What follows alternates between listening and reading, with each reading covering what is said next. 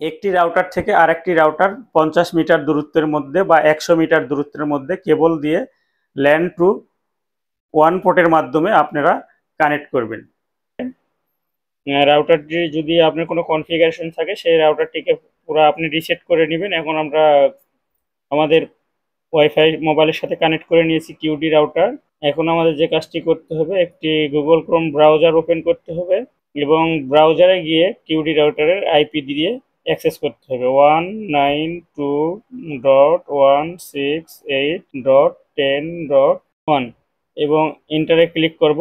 আপনাদেরকে QD রাউটারের administrator পেজে নিয়ে আসবে এবং আপনাকে এখানে অ্যাডমিন পাসওয়ার্ড ক্রিয়েট করতে হবে একটি। সো আমি ADMIN11 আমার অ্যাডমিন পাসওয়ার্ড দিলাম এবং কনফার্মে ক্লিক করব। সো কনফার্মে ক্লিক করার পরে আপনাদের মাঝে এইরকম একটি সো এখন আমাদের যে কাজটি করতে হবে, এখানে ওয়্যারলেস অ্যাক্সেস পয়েন্ট মোডে আমরা ক্লিক করব এবং নেক্সটে ক্লিক করব। নেক্সটে ক্লিক করার পরে এখানে দেখেন আমাদের কান্ট্রি সিলেক্ট করা আছে এশিয়া ঢাকা। সো এখন আমাদের যে কাজটি করতে হবে টাইম জোনটি।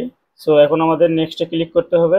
দেখেন এখানে ল্যান টু ওয়ান এটা আপনাকে দেখিয়ে দিতেছে যে ল্যান টু ওয়ানে আপনাকে কেবল লাগাইতে বলতেছে।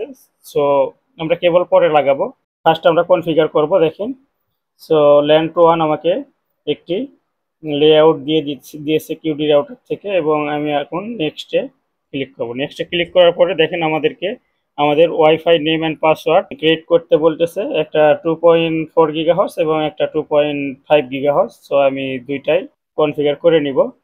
সো আপনিও সেম এইভাবেই করবেন। আমি আমার চ্যানেলের নাম দিলাম MTB এবং এখানে অবশ্যই WPA2PSকে সিলেক্ট রাখতে হবে এবং এখানে আমি আমার পাসওয়ার্ড দিব। আমি কমন পাসওয়ার্ড দিতেছি 1 2 3 4 5 6 7 8।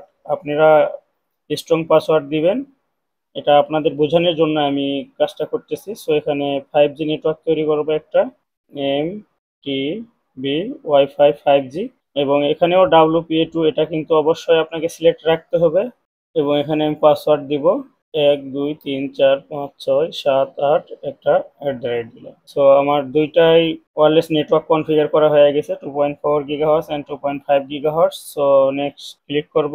সো আপনাদেরকে এইরকম একটি পেজে নিয়ে আসবে। দেখেন এখানে শো করতেছে মোড ওয়্যারলেস অ্যাক্সেস পয়েন্ট এবং 2.4 GHz এমটিবি ওয়াইফাই এবং পাসওয়ার্ড এটা এবং নিচে 5 GHz এর পাসওয়ার্ড এটা এবং এখানে 7 অ্যাপ্লাই ক্লিক করব। তাহলে রাউটার সিস্টেমটি রিবুট নিবে এবং আমাদের কাজটি কিন্তু কমপ্লিট হয়ে যাবে। এখন কেবল লাগাইলে কিন্তু ইন্টারনেট চলবে।